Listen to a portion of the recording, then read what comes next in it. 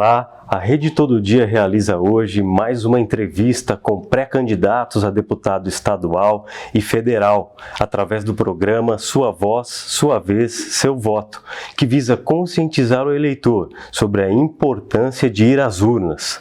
O entrevistado de hoje é o pré-candidato à reeleição, o deputado federal Marcos Pereira, do Republicanos. Tudo bem, Marcos? Tudo bem, Paulo? Muito obrigado pelo convite. Um prazer, uma satisfação estar aqui falando com você e com as pessoas que te assistem. Recebemos também o pré-candidato a deputado estadual, Kaique Mafra. Kaique é suplente de vereador em São Paulo, onde teve mais de 11 mil votos, não é mesmo, Kaique? É isso mesmo, um prazer imenso estar aqui mais uma vez em Americana, conversando com todos vocês. Tá certo. Bom, Marcos Pereira é presidente nacional do Republicanos, já foi vice-presidente da Câmara dos Deputados em Brasília, também ocupou o Ministério do Comércio Exterior, não é mesmo? Por 2 anos. Marcos, nesse seu período à frente do Ministério, quais foram os principais projetos que você conseguiu implantar para o Brasil? Paulo, olha, nós, primeiro só deixando claro aí o período para as pessoas que estão nos assistindo aqui de Americana e região, eu assumi o Ministério de Indústria e Comércio Exterior no governo do Michel Temer no dia que aconteceu o impeachment, que foi quando ele assumiu como presidente. E fiquei até início de 2018, portanto, foram 20 meses, apenas 20 meses, porque em 18 eu tive que sair para poder cuidar do partido, como você mencionou, eu sou presidente nacional do Republicanos, cuidar da eleição do partido em todo o Brasil e também cuidar da minha candidatura para deputado federal. Foi a minha primeira eleição, eu estou no primeiro mandato de deputado federal. Só ocupei esses 2 cargos públicos, de ministro e de deputado federal. E como ministro, primeiro nós tivemos grandes desafios, porque o Brasil estava um pouco aleijado do debate internacional, então nós tivemos uma função de reinserir o Brasil no cenário internacional. Estive em 16 países, 3 vezes na China, na Alemanha, na Espanha, Portugal, Israel, Estados Unidos, fazendo agendas bilaterais, na Índia também, BRICS, G20, entre outras. Eu vou citar aqui 3 principais medidas. Primeiro, eu fui o agente, foram muitas, mas eu vou citar apenas 3 para não ficar muito extenso. Eu fui o primeiro agente do governo brasileiro a retomar as negociações do acordo Mercosul-União Europeia. Esse acordo vinha sendo negociado há 20 anos, estava paralisado desde o início do governo Dilma, e nós então retomamos uma reunião bilateral entre eu e a Cecília Malmström, que era, na altura, a comissária de comércio da União Europeia. Essa reunião aconteceu em Xangai, às margens da reunião de ministros de comércio do G20. Então, nós retomamos ali o diálogo Mercosul e União Europeia e fizemos várias agendas em vários países sobre este assunto, culminando com, ao final do governo Temer, praticamente a conclusão do acordo. Nós deixamos o acordo, as negociações 98% concluídas. O governo Bolsonaro concluiu e anunciou esse acordo, que hoje está um pouco sobrestrado por causa da questão do clima, do meio ambiente, que na verdade não é uma narrativa correta. É muito mais uma narrativa política da União Europeia, porque 2 ou 3 países na União Europeia eram muito resistentes por questões de protecionismo na agricultura.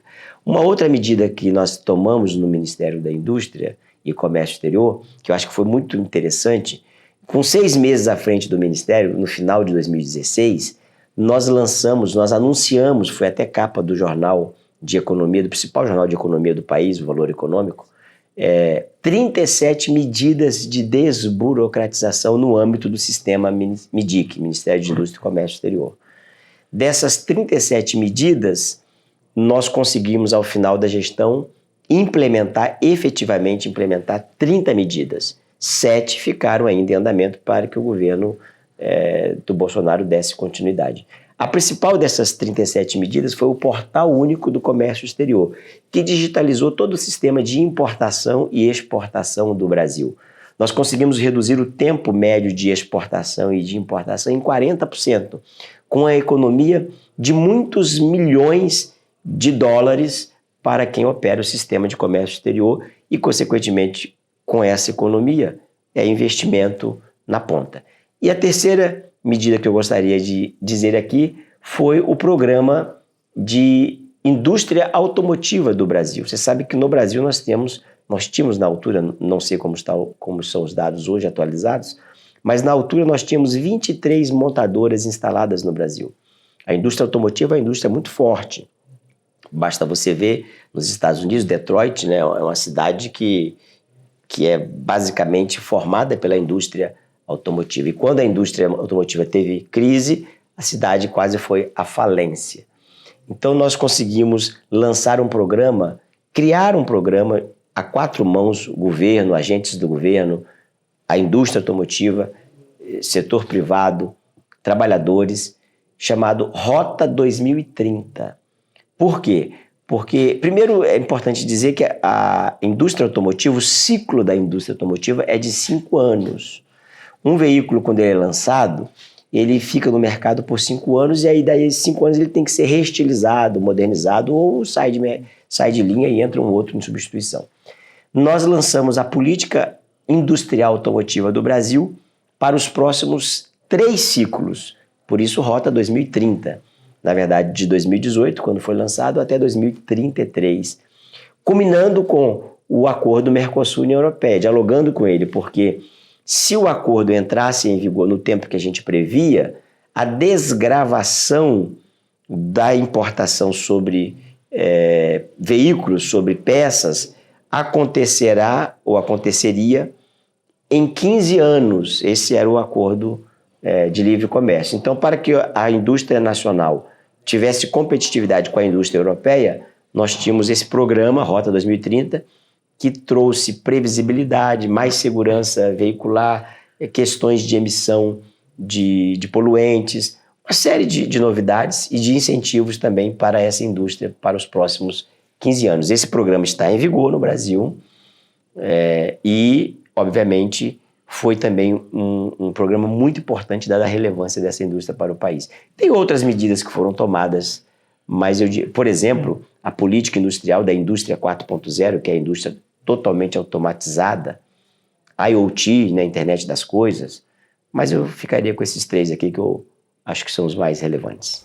Assumindo o mandato de deputado federal por São Paulo, para a região de Americana foram 29 milhões em emendas parlamentares. O senhor destacaria quais obras nesse período? Olha, esses 29 milhões aqui para a região de Americana e mais de 500 milhões para o estado inteiro de São Paulo, atendendo mais de 400 cidades, são basicamente quatro eixos, 4 ministérios. Ministério da Saúde, Ministério da Educação, Ministério do Desenvolvimento Regional e Ministério da Cidadania.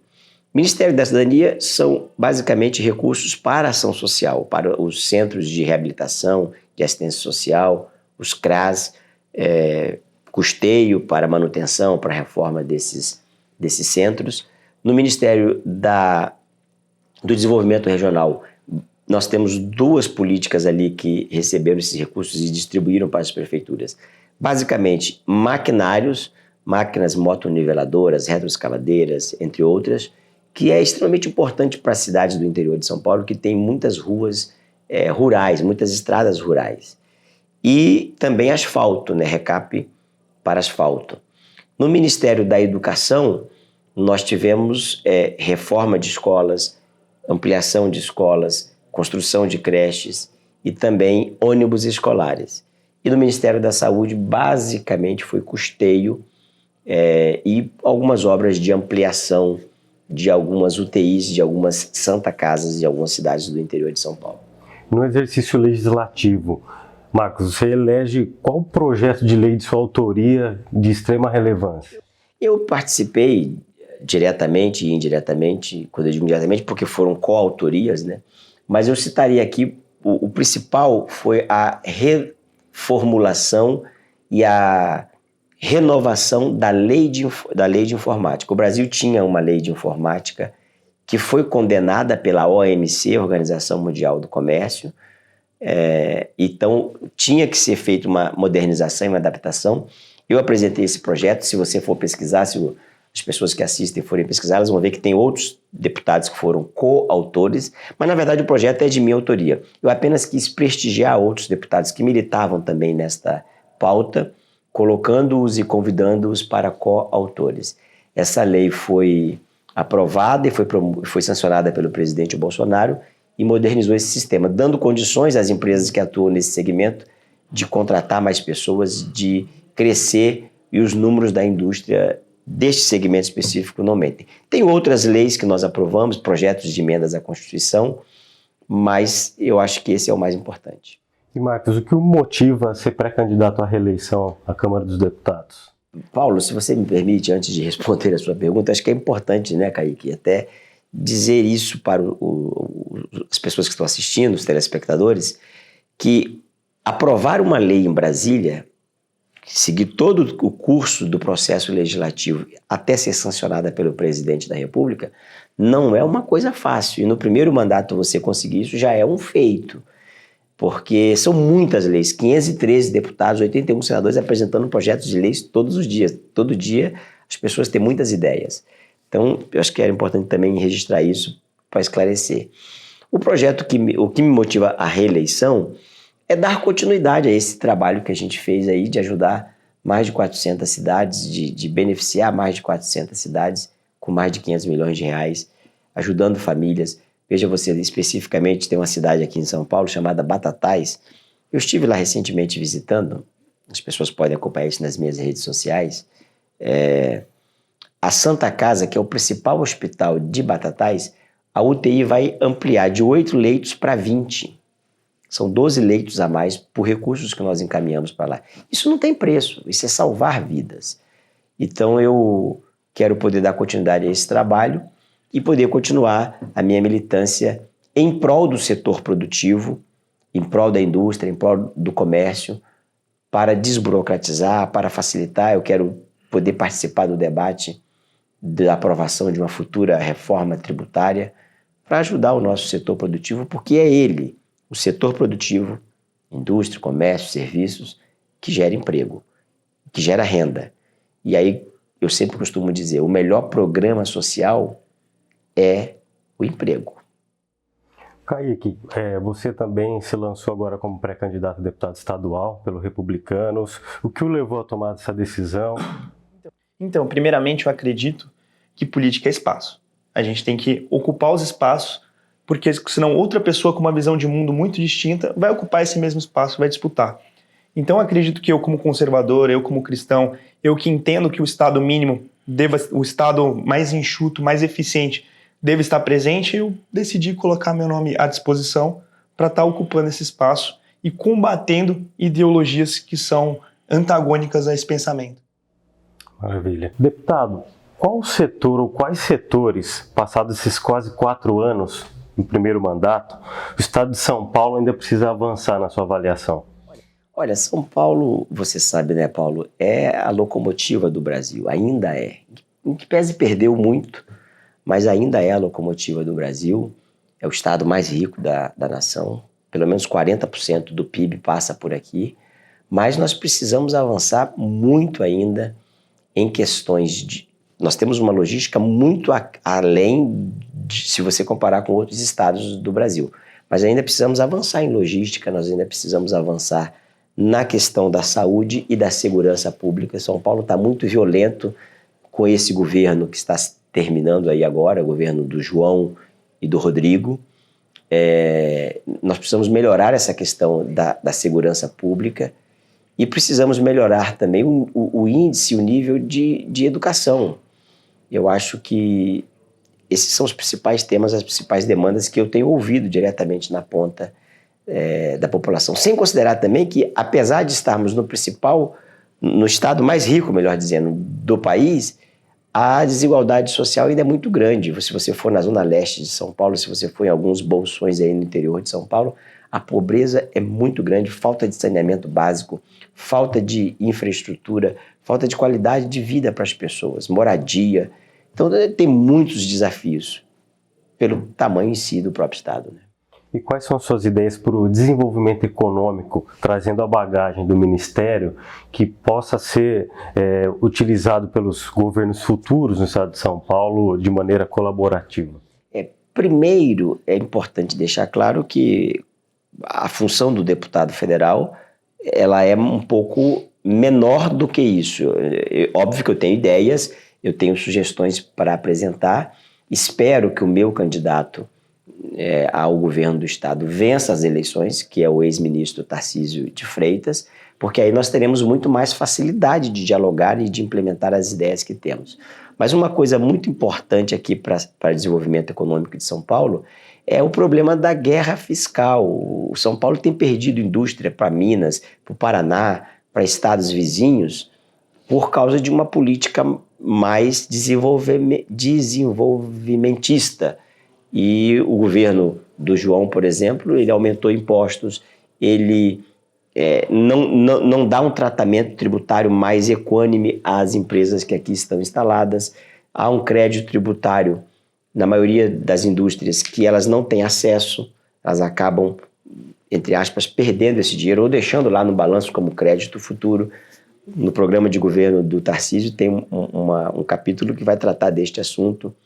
Então eu acho que a gente vai poder avançar bem com esses temas, por óbvio, dependendo de quem for o governo. Porque esses programas de indução de crescimento, esses programas econômicos de indução da economia dependem muito mais do poder executivo, estadual e federal, e também, de certa forma, municipal, do que do legislativo propriamente dito. Mas a gente tem contribuições para dar e algumas delas são essas que mencionei.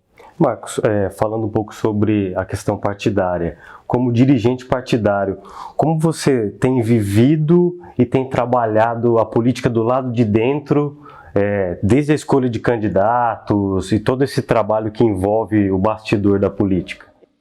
Primeiro, o nosso partido, o Republicanos, tem um manifesto político claro com os princípios e os valores que defende. Nós nos declaramos um partido conservador e liberal na economia.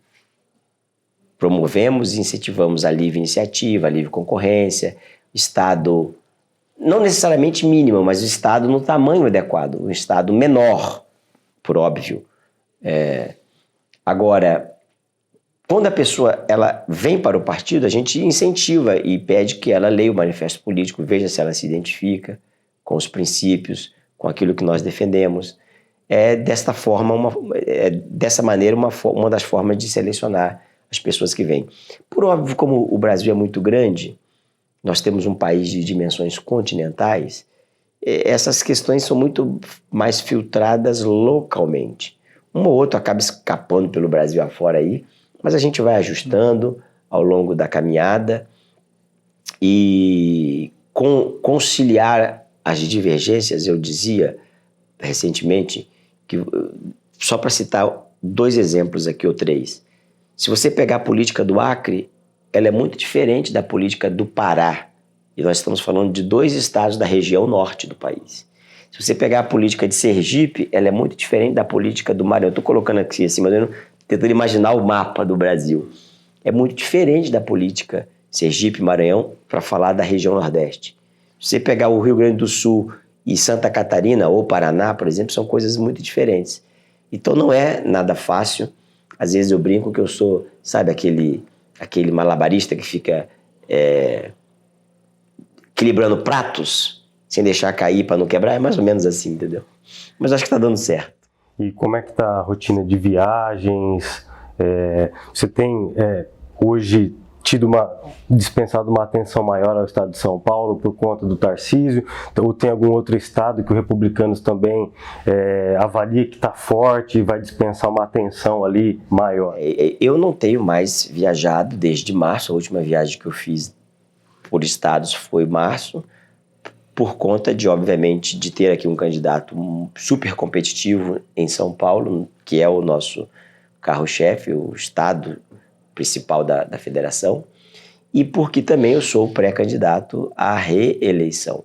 Então nós estamos dedicando aqui a São Paulo no momento, mas já viajei bastante ao longo dos últimos 2 anos, em vários estados do Brasil, para fazer as articulações, os diálogos e as conversas locais. Falando de governo de estado, nós temos aí 3 estados que eu acho que a gente tem chances, que é Santa Catarina com o atual governador, Tocantins com o atual governador, que são candidatos à reeleição, e aqui em São Paulo com o Tarcísio. Especificamente do pleito aqui em São Paulo, como é que tem sido o diálogo com o Tarcísio? Ele tem crescido nas pesquisas. Vocês veem hoje o Rodrigo Garcia como principal adversário? Acreditam no segundo turno? Eu acho que a eleição, é um filho, a gente só vai saber isso no dia 2 de outubro, deve ficar entre o candidato da esquerda e alguém do centro ou direita. E aí, nesse contexto, nós temos 3 nomes que têm competitividade em São Paulo. O do ex-prefeito de São Paulo, que foi o pior prefeito de São Paulo. Foi tão péssimo prefeito que ele, mesmo prefeito, não conseguiu nem se reeleger. Aliás, não conseguiu nem para o segundo turno. O João ganhou a eleição dele no primeiro turno. Pela primeira vez na história de São Paulo, capital, uma prefeitura é decidida no primeiro turno. Segundo, a pessoa vai decidir por este candidato, pelo candidato da continuidade ao aumento de impostos, à repressão, a lockdowns desnecessários, porque a gente sabe, todo mundo sabe que o fechamento do comércio, dos templos religiosos pelo João Dória foi exagerado, foi além do que se exigia na altura. Então, nós temos esse candidato, que é o candidato da continuidade do PSDB, que já está aí há 28 anos, ou um candidato que é novo, que é competente, que foi considerado o melhor ministro do país nos últimos 3 anos e meio. Então, esse é o que vai acontecer. E, a meu ver, nós teremos um desses 2 candidatos, Tarcísio ou Rodrigo, contra o candidato da esquerda. E quem for ao segundo turno contra o candidato da esquerda, eu acho que vencerá as eleições. Que eu espero, obviamente, que seja o meu candidato, porque é algo que vai trazer uma novidade com competência para São Paulo, porque a gente precisa, obviamente, renovar. Renovação é importante. E penso que a população vai ter esse olhar no dia 2 de outubro. Kaique, a respeito da sua pré-campanha, como é que você tem costurado e construído as alianças? Como é que tem sido esse trabalho? Eu tenho, aparentemente, a cada 15 dias, vindo aqui para a região de Americana, para a região de Sumaré. Queria até mandar um abraço para todo mundo de Sumaré, uma cidade que começou ali com uma produção agrícola, uma produção ali de café, e hoje é uma cidade extremamente relevante aqui no RMC. Então, queria estar parabenizando pelos 154 anos da cidade de Sumaré.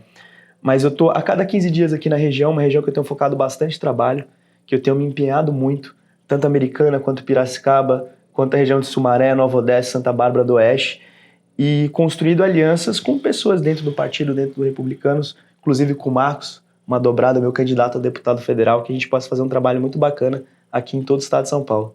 Marcos Pereira, faça suas considerações finais e em seguida o Kaique Mafra. Muito obrigado, Paulo. Um abraço para todos vocês que estão nos assistindo. Obrigado pelo convite.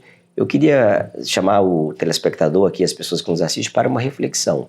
As pessoas têm, historicamente, se preocupado com a eleição de presidente da República, de governador, e óbvio que isso é extremamente importante. Mas eu queria chamar você para uma reflexão, para que você também avaliasse com carinho, com cuidado, os seus candidatos, em quem você vai votar para deputado federal, para senador e para deputado estadual. Porque o legislativo não só fiscaliza o executivo, mas permite que ele possa executar as políticas públicas que ele propõe durante a campanha. Às vezes a pessoa, Paulo, vota no candidato para presidente ou para governador de direita e na hora de votar para o deputado federal, deputado estadual, pega lá um santinho que está jogado na porta da escola e acaba votando num deputado de esquerda, que quando chega lá vai atrapalhar a execução do programa de governo daquele candidato que a maioria da população escolheu. É extremamente importante que você fique atento também com o legislativo, porque ele pode ajudar ou pode atrapalhar o país e o Estado. Kaique, maravilha. Queria aqui convidar a todos que vocês estão assistindo, queria agradecer também os telespectadores, agradecer também toda a população de Americana que nos assiste, e queria convidar todos para vir para participar mais da política, se empenhar mais, porque quando basicamente os bons não participam, abre caminho para os maus estarem participando, né? Como eu falei, política é espaço e a gente precisa ocupar com pessoas de bons valores, pessoas que sejam bem intencionadas. Então eu quero convidar você que está aí a participar mais da política, a participar mais aqui E acho que um bom caminho também, um partido que, caso você se identifique, era vir aqui para nossa casa, para o Partido Republicano, que é um partido conservador, o partido da família cristã, e é basicamente isso. Obrigado pela presença, pela participação. Ficamos por aqui. É o Todo Dia nas eleições 2022.